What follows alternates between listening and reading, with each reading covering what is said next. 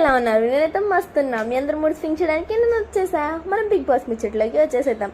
Wild cards రాయల్గా entry ఇచ్చారు కదండి. వచ్చి రాగానే గొడవ మొదలు పెట్టారు. ఆ గొడవ ఏదో స్ట్రాటజీ అనుకుంటున్నారేమో.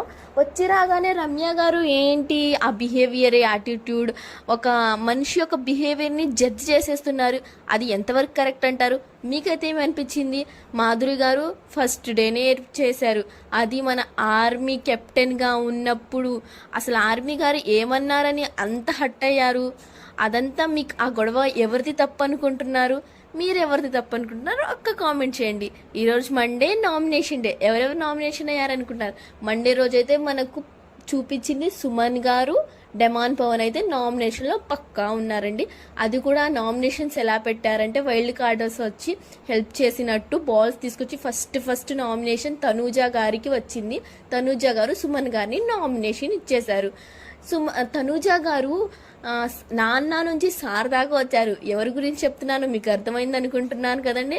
అర్థమైతే ఒక్క కామెంట్ చేయండి. Okay, bye.